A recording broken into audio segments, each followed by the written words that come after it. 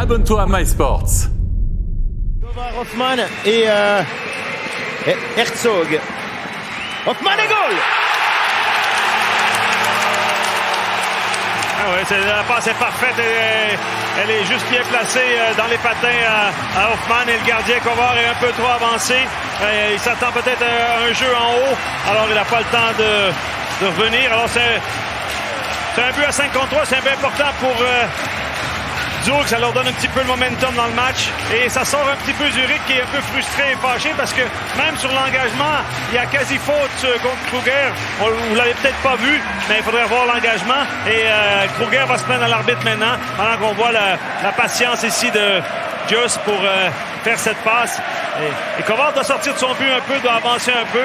Et là, cette passe est millimétrée aussi. Aucune chance.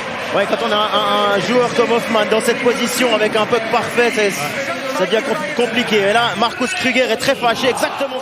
Et là, on met vraiment le pied sur l'accélérateur du côté des hommes de Grunborg. Le lancer, il est dévié, c'est goal!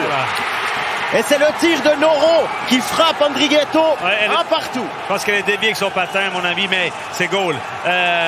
On disait, oui, je pense que leur condition physique, on dirait leur mindset, leur idée, leur tête, et fait qu'il faut qu'on se donne une chance de gagner dans la troisième période. Ça veut dire qu'on arrive à 20 minutes du match, à la fin du match. Il faut être, soit on est un but d'avance, soit on a un but de retard, mais on est en bonne position. On n'est pas largué avec 3 buts de retard ou des choses comme ça. Pendant qu'on va revoir cette rondelle qui circule, effectivement.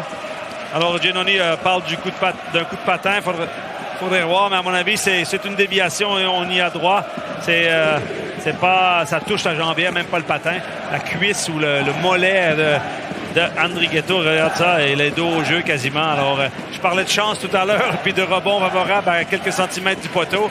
Et là, le joueur qui fait un tour sur lui-même et puis il fait dévier la rondelle au fond, il peut avoir que la banane, quoi. Je veux dire, c'est là que quand on dit les étoiles sont alignées, à quelque part, c'est des opportunités ou des chances comme ça qui leur sourient. Le plan de match, il est fixe, il faut le garder jusqu'à la fin parce qu'il fonctionne pour l'instant. Et goal! Et voilà. Et c'est Malgin une nouvelle fois qui crucifie le Zug sur une passe d'Ollenstein qui a traversé toute la défense, toute la zone défensive. C'est une des premières fois qu'on laisse Zurich faire une sortie contrôlée. Et dans cette contre-attaque, j'ai l'impression que c'est un puck mort que Giannoni s'est dit c'est pas que ça en va dans le coin. Mais il y avait une fusée qui était lancée dans ce jeu de transition. Et puis on va le revoir un peu là sur la vitesse de Malgin d'aller dans cet espace-là, parce que on voit ici ce petit jeu de... la passe est solide aussi de Ollenstein. Ouais. La passe est solide aussi. Mais c'est comme si, un petit jeu à l'entrée de zone, on donne à l'extérieur des points, et puis on s'en va au deuxième poteau. Et j'ai l'impression que Giannoni n'a jamais suivi la trajectoire de cette passe en pensant qu'elle serait dangereuse. Et Gross a perdu son duel de vitesse avec son gars.